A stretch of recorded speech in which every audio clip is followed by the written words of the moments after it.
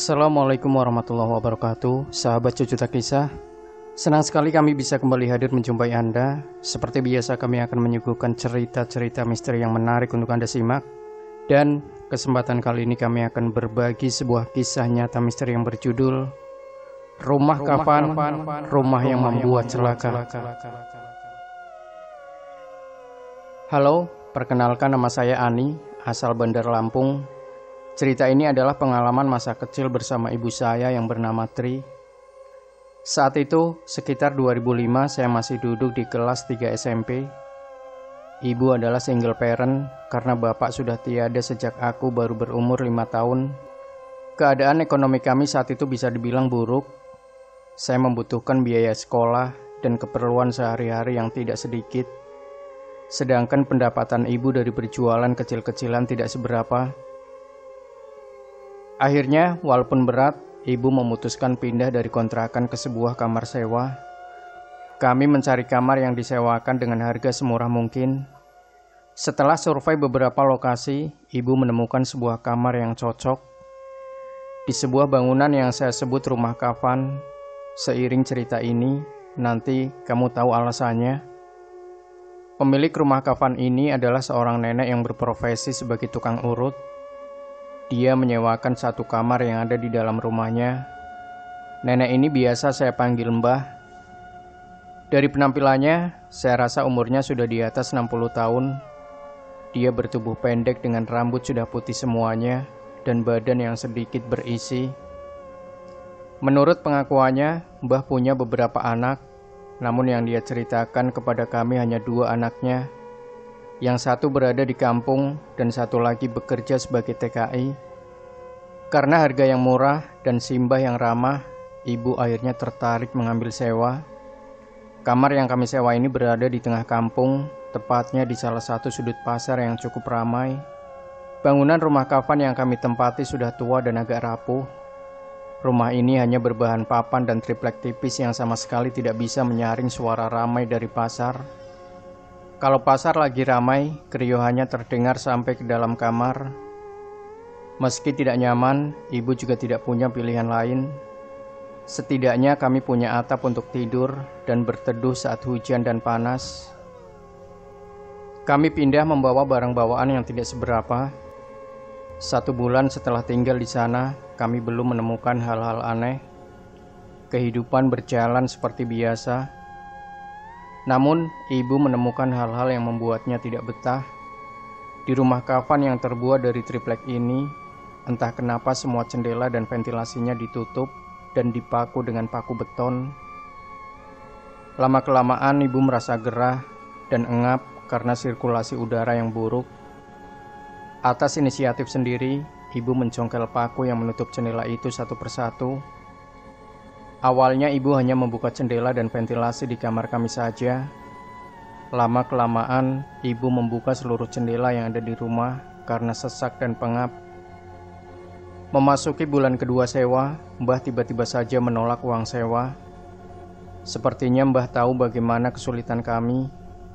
Bahkan yang membuat ibu lebih tersentuh lagi, Mbah membawakan kami makanan hampir setiap hari. Ketika mau membayar sewa, Mbah juga bilang, "Udah, simpan saja uang sewanya. Ini ada makanan. Kasihan anakmu, dia butuh makanan yang bergizi."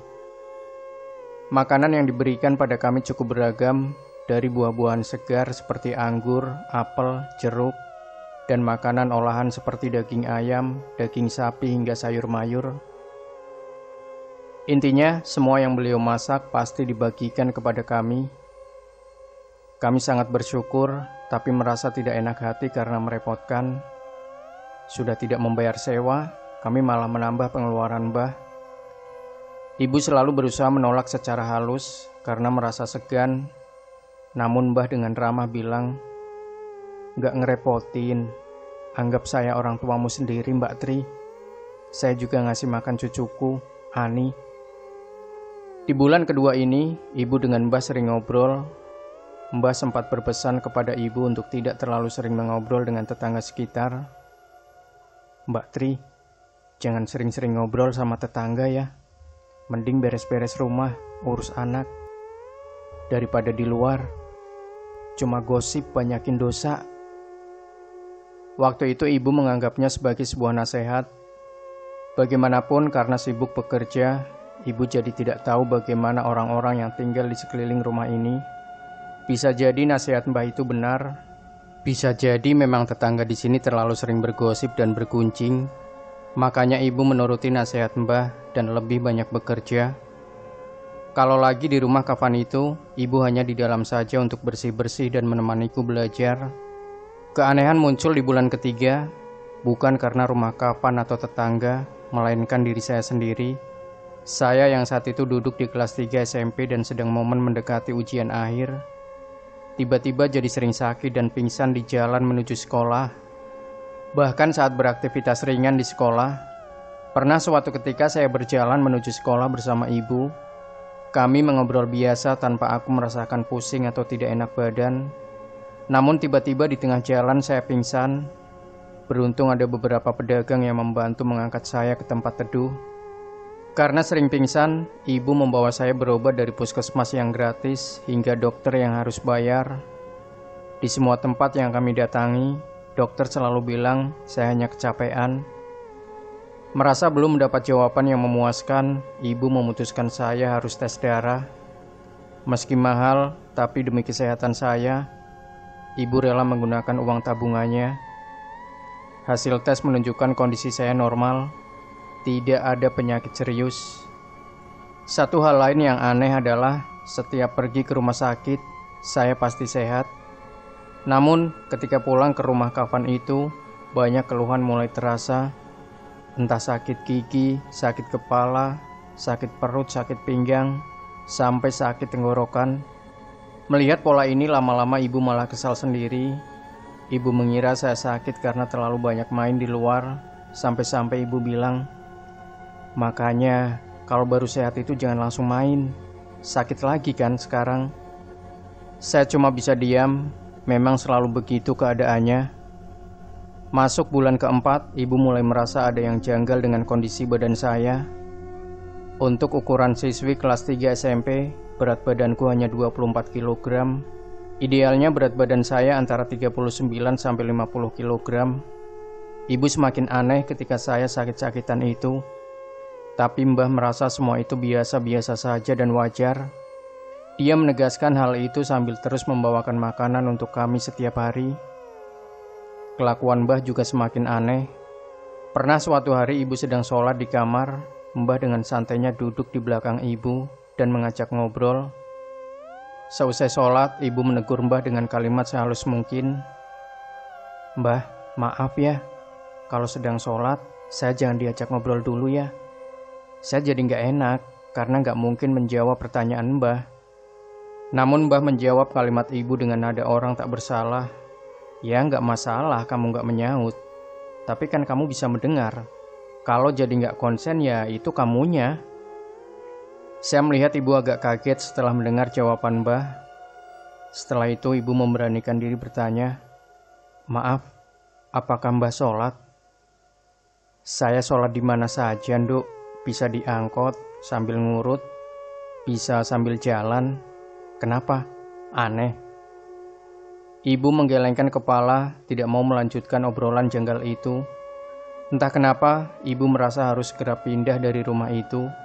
Seperti ada dorongan atau lebih tepatnya ada sebuah perasaan kuat yang menyuruh ibu segera berkemas.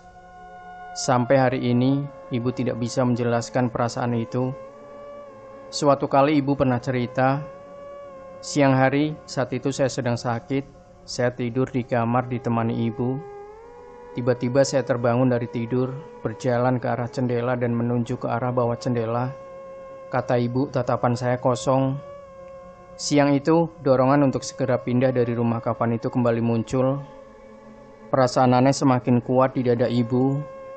Siang itu karena tidak tahu harus berbuat apa, ibu hanya bisa membaca doa. Di tengah lantunan doa, tidak tahu kenapa ibu menangis.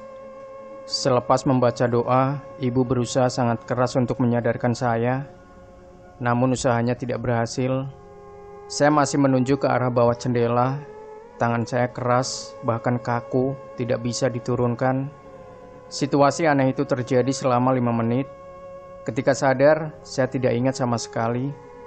Saya hanya ingat badan saya sangat lemas, seperti tidak punya tulang. Setelah itu saya menangis.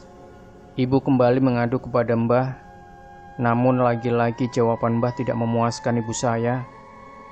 Itu Ani sedang panas saja, jadi mengigau. Biasa itu. Ibu tidak mendebat kalimat Mbah. Selain malas, ibu juga merasa tidak mampu melakukannya. Malam harinya di tengah ketakutannya, ibu memutuskan untuk sholat tahajud, memohon perlindungan dari Allah.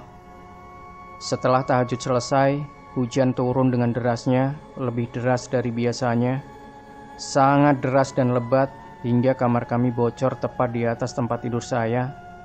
Terpaksa malam itu saya tidur beralaskan karpet. Keesokan harinya, ibu meminta tolong tetangga, Om Yadi, untuk membetulkan atap bocor. Dengan senang hati Om Yadi membantu saat itu juga. Dia naik ke plafon dengan sebuah tangga. Anehnya, di plafon tepat di atas tempat tidur saya, Om Yadi menemukan tas kecil berwarna kuning. Om Yadi bertanya, tas itu mau diturunkan atau tidak? Merasa tidak memiliki dan menyimpan tas di plafon, terdengar sangat aneh. Ibu meminta Om Yadi untuk menurunkannya. Kami bertiga heran karena bisa ada tas di atas plafon rumah kafan itu. Setelah diturunkan, Om Yadi membuka tas itu. Kami bertiga terperanjat. Tas kuning itu berisi kain kafan, lengkap dengan kapas, kayu cendana, dan seutas tali mengelilingi kafan tersebut. Seakan-akan tinggal memasukkan jenazahnya saja. Ibu menjadi sangat takut ketika kain itu dibentangkan. Ukurannya persis sama ukuran tubuh saya. Om Yadi yang awalnya terdiam, buru-buru pamit mau pulang. Ketika ibu mengejarnya untuk memberi uang rokok, Om Yadi menolaknya dan terus menghindar. "Nggak usah mbak, saya mau pulang saja. Saya nggak mau ikut-ikutan." Om Yadi menjawab sambil berlalu, suaranya bergetar, dia ketakutan. Setelah Om Yadi pergi, dorongan untuk segera berkemas dan pindah muncul untuk kali ketiga. Kali ini, ibu tak mau banyak berpikir lagi. Pukul 10 pagi saat itu juga, ibu langsung berkemas. Kami tidak butuh waktu lama untuk berkemas, barang-barang kami tidak banyak. Semuanya kami titipkan ke rumah nenek di kampung sebelah. Kami tinggal menunggu Mbah pulang, entah dari mana untuk pamitan. Sampai pukul 5 sore Mbah tidak kunjung pulang. Kami tidak tahu dia kemana. Selepas pukul 7 malam, Mbah baru muncul. Dia terkejut ketika kami pamit. "Duk, mau kemana? Dan anakmu? Kenapa kamar kalian sudah kosong?" "Mbah, maaf. Saya mau pulang ke rumah orang tua saya. Saya merasa anak saya tidak sehat tinggal di sini." Untuk kali pertama nada ibu terdengar tegas ketika berbicara di depan Mbah. "Alah, itu cuma kecapean saja dia. Anak itu jangan dimanja, nanti lemah." Mbah mencoba menahan kami. "Mbah, ini bukan dimanja, tapi ini sudah tidak masuk akal. Sekarang saya mau tanya sama Mbah, ini apa Mbah?" Ibu menunjukkan tas kecil berwarna kuning yang diambil Om Yadi dari plafon. "Oh, itu kain kafan, kainnya orang mati." Mbah menjawab dengan santai sambil menyeringai pula. "Tapi untuk apa? Kenapa ada di atas kepala anak saya?" "Ya, nggak untuk apa-apa. Hanya untuk siap-siap saja. Semua orang akan mati, Tondo." Ibu tidak bisa menerima jawaban janggal itu. "Kalau begitu terserah Mbah, saya pamit. Mohon maaf jika saya dan anak saya membuat repot selama ini. Tapi sungguh saya rasa ini sudah tidak normal." Mbah diam saja, tidak menjawab kalimat ibu. Namun seringnya itu masih menggantung di bibir Mbah. Malam harinya kami sudah tinggal di rumah nenek. Akhirnya saya bisa tidur nyenyak. Sebelumnya hampir setiap malam saya selalu gelisah dan sulit tidur. Keesokan harinya ibu tersadar ada barang yang tertinggal di rumah kafan itu. Sebetulnya ibu malas untuk kembali ke rumah itu. Namun barang yang tertinggal cukup penting. Berjalan kaki ibu menuju rumah aneh itu. Sesampainya di sana ternyata Mbah sedang pergi. Karena lelah setelah berjalan agak jauh, ibu mengasuh di warung pecel dekat sana. Sambil minum ibu ngobrol dengan pemilik warung. "Mbak udah nggak tinggal di rumah itu?" "Enggak, baru kemarin saya pindah." "Mbak, maaf, sepertinya anak mbak kurang sehat ya selama tinggal di situ." "Iya mbak, anak saya jadi sakit-sakitan." "Mbak, boleh saya cerita sesuatu?" Ibu menahan nafas, dia sudah merasa ada yang janggal. "Sejak mbak tinggal di situ, saya sebenarnya ingin cerita. Tapi mbak nggak pernah keluar rumah dan jarang ngobrol di sini. Ketika ada kesempatan ngobrol sama mbak, entah kenapa saya nggak bisa ngomong dan nggak bisa cerita. Seperti ada orang yang nakutin saya berdiri di belakang mbak." Sebenarnya ibu juga sudah merasa ada yang janggal di rumah Kafan itu. "Emang kenapa bu?" "Mbak nggak tahu. Semua penduduk di sini sebetulnya sudah tahu mbak. Di depan pintu rumah aneh itu sering ada orang besar duduk atau berdiri sepanjang malam. Lalu di atas genteng tempat kamar mbak sering ada penampakan wanita sedang duduk." Ibu diam saja tidak memberi tanggapan. "Sebelum mbak ada juga yang sewa. Pasangan baru punya bayi usia 7 bulan. Selama tinggal di sana, anaknya hampir setiap hari nangis. Entah kenapa sampai akhirnya meninggal dan dikuburnya di samping rumah itu, pas banget di samping jendela kamar mbak." Ibu teringat kejadian siang itu. Saat saya berdiri kaku sambil menunjuk ke bawah jendela, persis di lokasi kuburan bayi itu berada. "Kenapa dikubur di situ?" "Mbah yang minta bayinya itu dikubur di situ. Mbah merasa itu cucunya sendiri, biar nggak jauh dari cucunya. Orang tua si bayi tadi dikasih uang sama mbah. Uang yang cukup banyak, sampai mereka bisa pindah ke rumah yang lebih layak. Nggak tahu dari mana itu uang. Padahal mbah cuma tukang urut." Mendengar cerita itu, ibu jadi lebih berani untuk bercerita soal penemuan kain kafan. Ibu penjual pecel ternyata sudah tahu karena Om Yadi sempat bercerita. Ibu heran karena mbah selalu bisa masak enak dalam jumlah banyak. Ibu merasa ada yang aneh dengan makanan itu. Makanan yang malah bikin saya makin kurus. Ibu penjual pecel membenarkan kegelisahan ibu. Sudah lama orang kampung ingin membongkar praktik pesugihan yang dicurigai dilakukan oleh mbah. Tapi sampai saat itu belum ada bukti kuat. Penampakan yang sering terlihat belum bisa dijadikan bukti kuat. Bisa saja rumah itu memang angker. Penampakan lain yang dilihat tetangga adalah sosok perempuan tua yang merangkul saya ketika jalan kaki pulang dari sekolah. Tetangga sering melihat saya dirangkul oleh perempuan tua yang rahangnya tak henti bergerak, seperti sedang mengunyah sesuatu. Tetangga jadi tidak berani. Pada akhirnya, setelah mempertimbangkan ulang, ibu tidak jadi mengambil barang yang tertinggal di rumah Kafan itu. Ibu memutuskan pulang dan tidak lagi ingin bertemu mbah. Beberapa minggu kemudian, berat badanku naik dengan cepat. Waktu berlalu dan kami tidak lagi mendengar kabar soal rumah aneh dan sosok mbah. Hingga suatu pagi, kami mendengar bahwa rumah aneh itu sudah dibongkar oleh warga kampung. Tanah bekas rumah aneh itu sudah dibeli oleh seseorang dan dibangun sebuah pertanda. Informasi soal mbah yang kami dapat juga tidak banyak. Kami dengar dia dipulangkan ke kampung halaman. Setelah itu mbah menderita sakit keras, jenis sakit yang seharusnya bisa merenggut nyawa orang. Namun kami dengar dia masih hidup meski tak lagi berdaya. Beberapa tahun berlalu, saya sudah lebih sehat dan bisa tidur nyenyak. Namun, sesekali saya masih melirik ke arah bawah jendela di rumah nenek. Terkadang saya merasa ada yang sedang berdiri di sana, mengawasi atau menemani. Saya tidak tahu pasti.